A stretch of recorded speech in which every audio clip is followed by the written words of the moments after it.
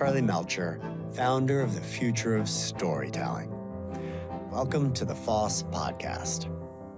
For today's episode, I'm excited to revisit a conversation I had in 2020 with transmedia artist, educator, and artificial intelligence practitioner, Stephanie Dinkins.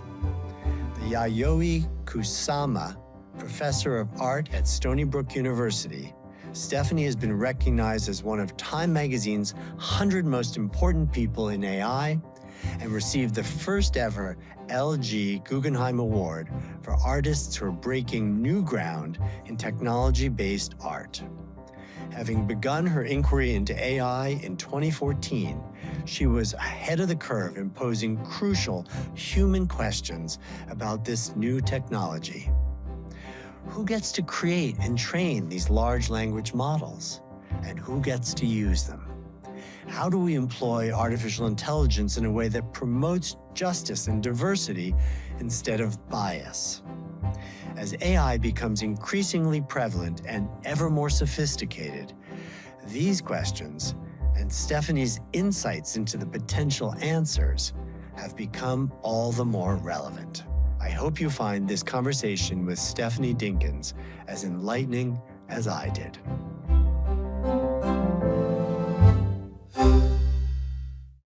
Stephanie Dinkins, it is such a pleasure to have you on the Future of Storytelling podcast. Welcome. Yeah, it's really exciting to be here. Thank you, Charlie. I'm happy to talk to you. Let me start by asking if you'd be willing to share a personal story that would help us better understand who you are and a little bit about where your values come from. I think a lot about what my values are and where I come from stem from where I was brought up and by whom I was brought up, really. And so I grew up in Staten Island, Tottenville, Staten Island, southernmost tip of Staten Island and actually New York. Black family. And we lived in a place called the Flats where there were a bunch of other Black families. And then actually, that's where my grandmother lived.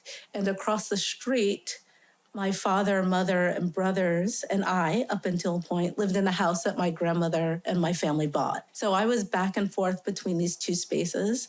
But where we were, my grandmother made space for us in that town, and she did it in a very specific way. And I think it's actually why I'm an artist, right? She kept a garden. And that garden was this big garden on a corner in the Flats where people would walk by. And she used the garden as a tool of community. Like I always remember people bringing truckloads of manure to my grandmother, right? Like horse manure from surrounding towns. And they were doing that out of the goodness of their hearts to help with this endeavor.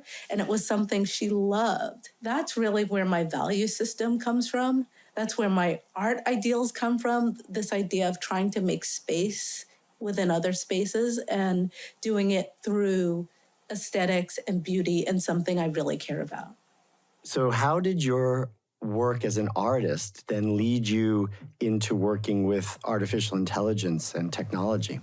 I think it's really the basis of curiosity that got me there, because I've always worked with these technologies, like a camera led to something else, like a video camera led to something else, like AI, if you make the bigger leap. And in a way, I think they're all tools of documentation.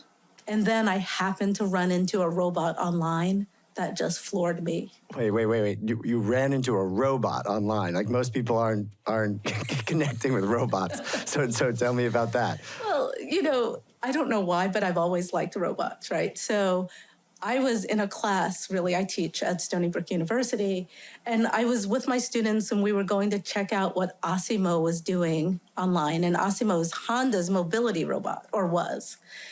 And on the side scroll of the Asimo page was this Black woman's head on a pedestal.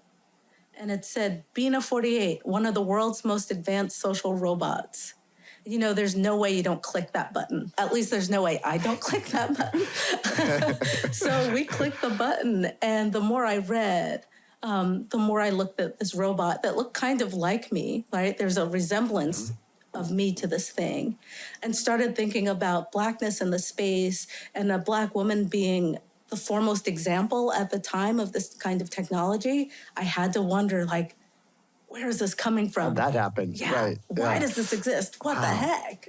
right? And that's how it happens. Who's behind it? Yeah. Exactly. Wow. Okay. So, and then I know you had a series of conversations. I mean, you kind of built a relationship with Bina 48. Soon after that encounter, I'd watched a bunch of videos where reporters were talking to Bina 48. So I thought, oh, maybe they'll let me go and talk to her as well. And I took a chance and made the call and asked if I could come up to Vermont and meet it. And really, I decided I wanted to befriend this robot. So I was trying to figure out like where it sat and wondering if we were friends. Would that help and would I understand it more? Little did I know what I was getting myself into because it just became this snowball of questions. And so those questions then led you to explore them in your practice, in your art. Exactly. Asking Bina 48, who are your people? To then going, oh, well, Bina 48 is a singular example as far as I can find. To thinking, is it possible for me to make my own example that would add to this? So I've started a project called Not the Only One, in direct contrast to Bina 48. And it's really me trying to make a memoir of my family. So it's 3 generations of women talking to each other, doing oral history, and then using an algorithm, AI, to parse that data, trying to make a kind of new entity that tells our story. And just describe exactly how it works. It is AI. We're using a deep learning algorithm, which really means we are feeding it information, but we're not parsing that information very specifically. We're just giving it lots of data, right? And those data is conversations between me, my aunt, me, my niece and my aunt. So us having these conversations, fed it all this information and then just let it go. People can walk up to a thing, right? So the thing is a silver sparkle sculpture that has our 3 heads on it in 3D. I call it our own Mount Rushmore of sorts. This is not something that we put on the cloud. It's something that we're specifically keeping on computers that we have control of. Because the way this works is people can walk up to it and ask it a question. And from the information that it has, it tries to then analyze the data it has and formulate some kind of answer that's in line with the question. Sometimes it does a good job of that. Sometimes it's kind of crazy. It never lacks a sense of kind of humor and intrigue. I love that it's formed, by oral tradition. Mm-hmm. What the data you're feeding it is 3 generations of your family speaking. So here we are with this like cutting edge technology, but you're feeding it with basically the oldest form of human communication. And then its output is again oral, right? So it's talking to you. In my culture, in my life, the way I've come up, stories have been the thing. You get the story told, and maybe it's once or twice removed.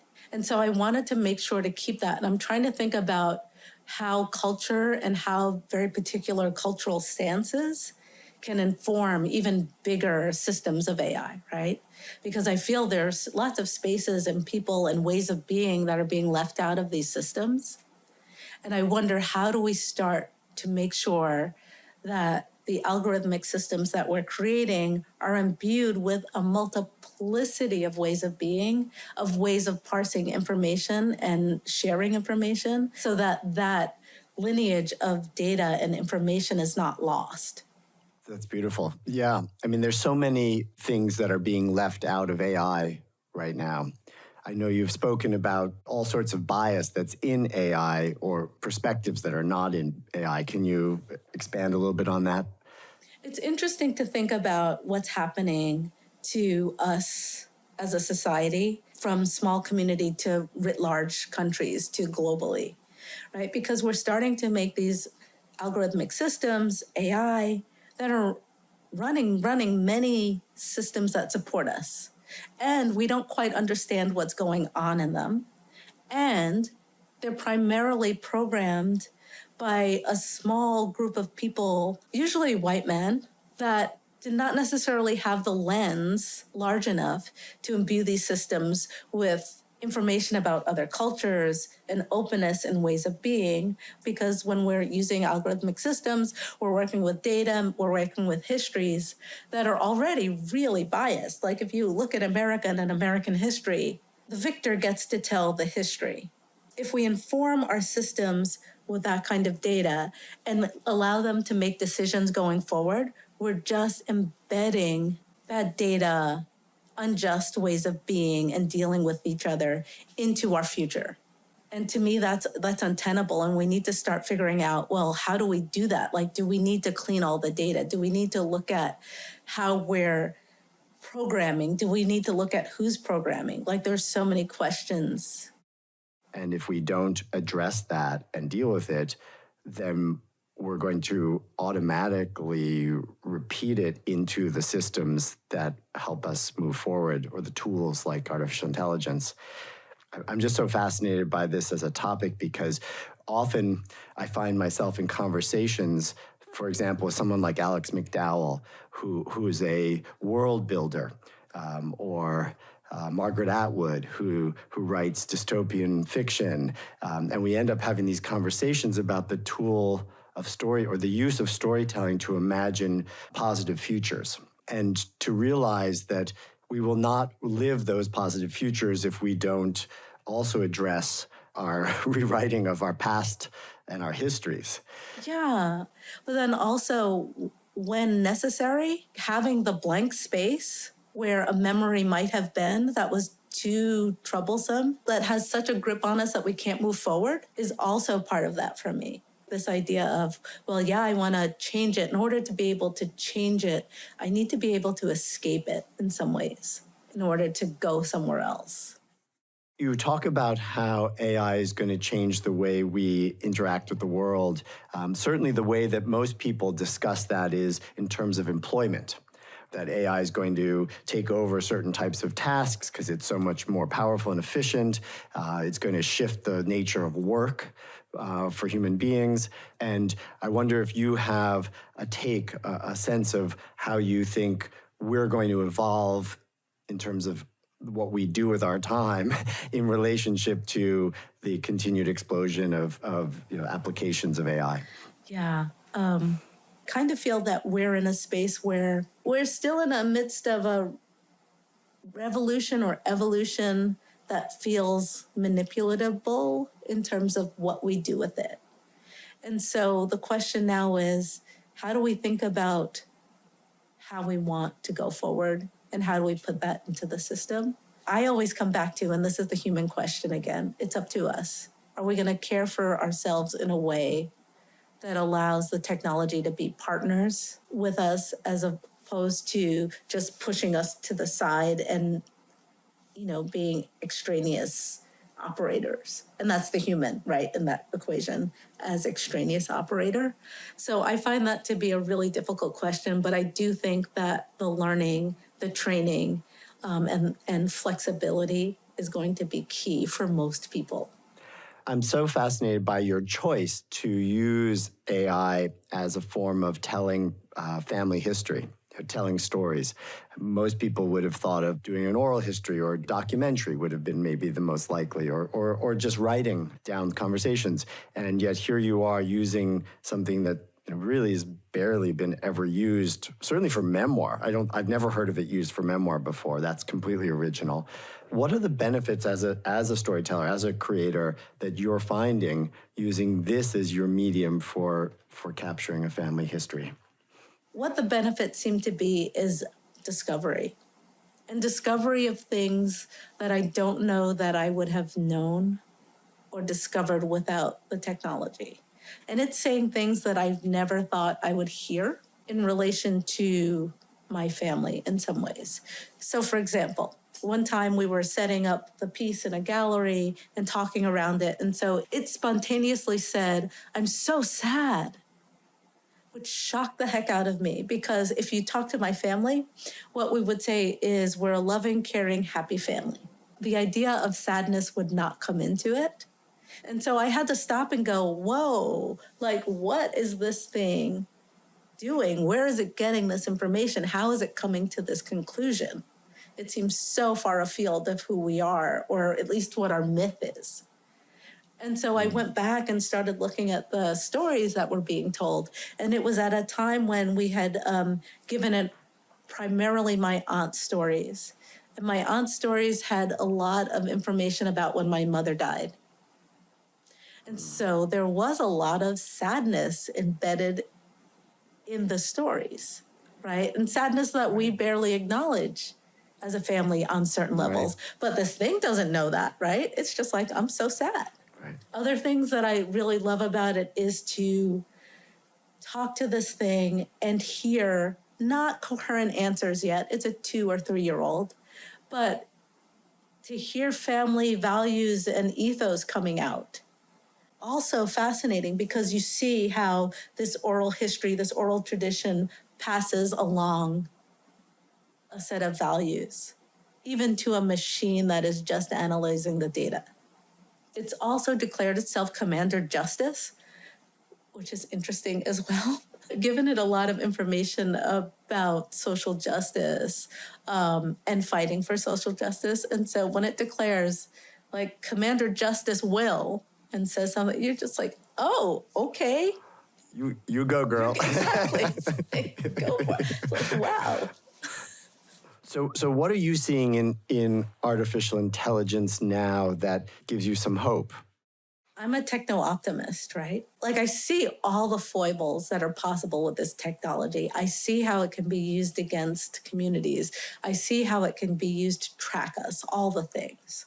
But at the same time, I think about what is possible with the technology.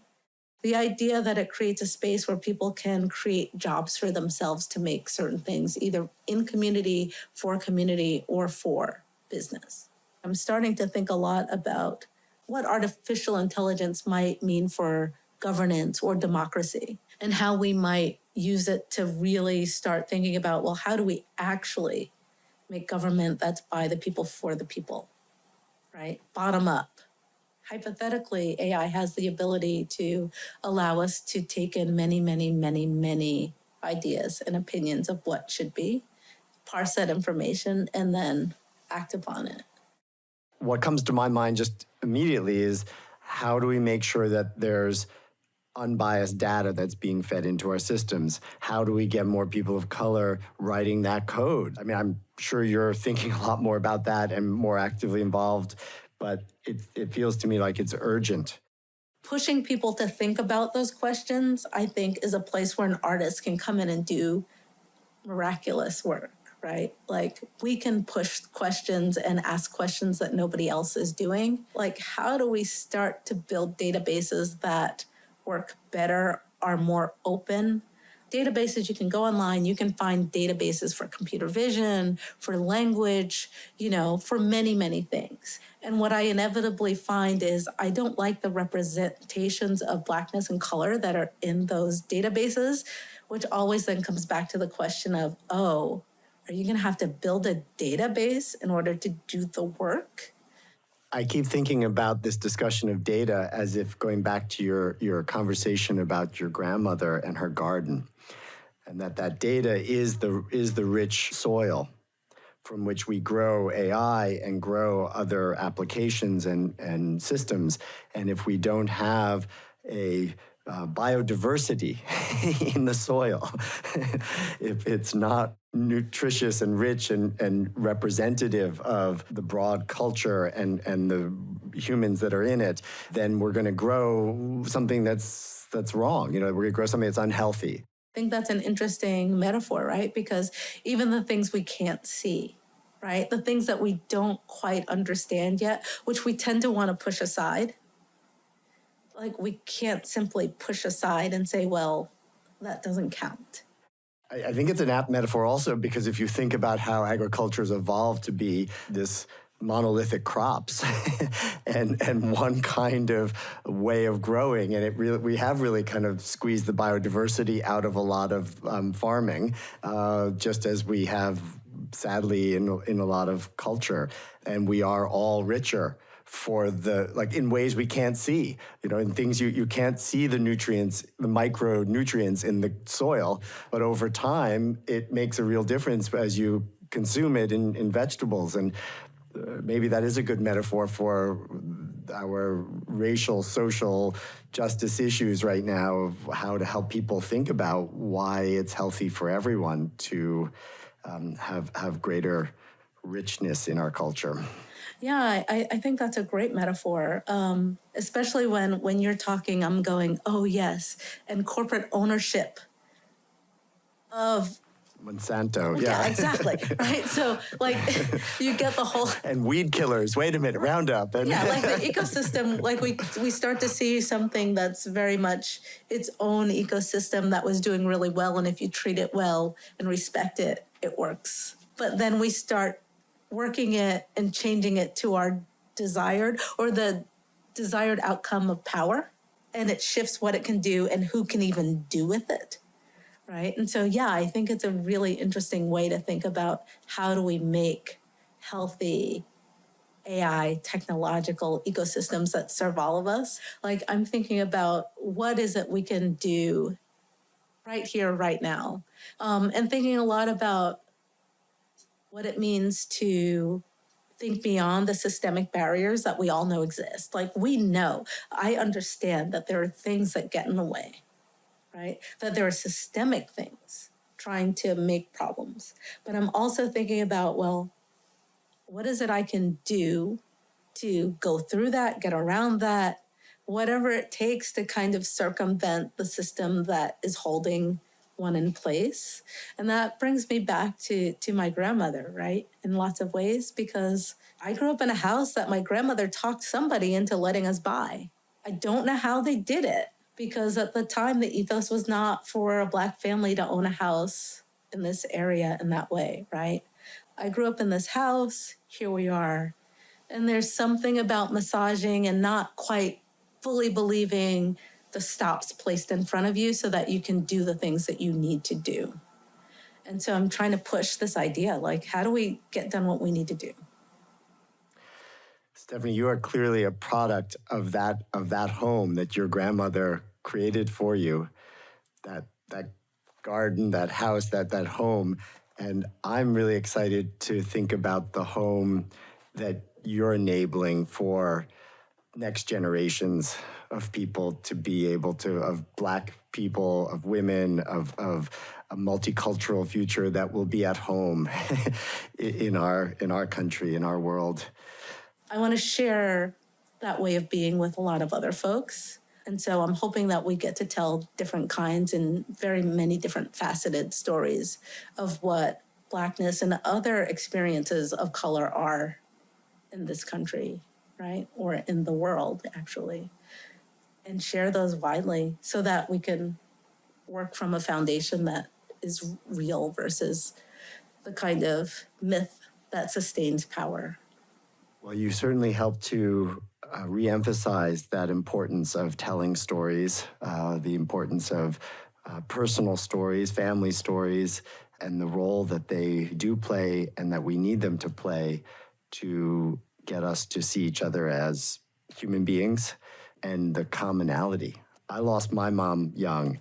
Your story about figuring out how to fill in around that void, and whether that's with time in your grandmother's house or through creating a memoir using AI, to some degree you're filling in for that loss. Oh yeah, definitely. I can so relate to that, Yeah, I always feel like if we get to know each other's stories, we feel them. Like it's evident to me that we feel them and we understand them on the layers underneath all the garbage that we place on top of it. And it's important that we get to know those stories and understand those stories so that we understand our shared space and how to just deal with each other as people. It's kind of amazing. Oh, yeah. Thank you. Thank you. I think we should stop there and just send you a very big hug through this small Zoom screen. Hugs back at you, Charlie.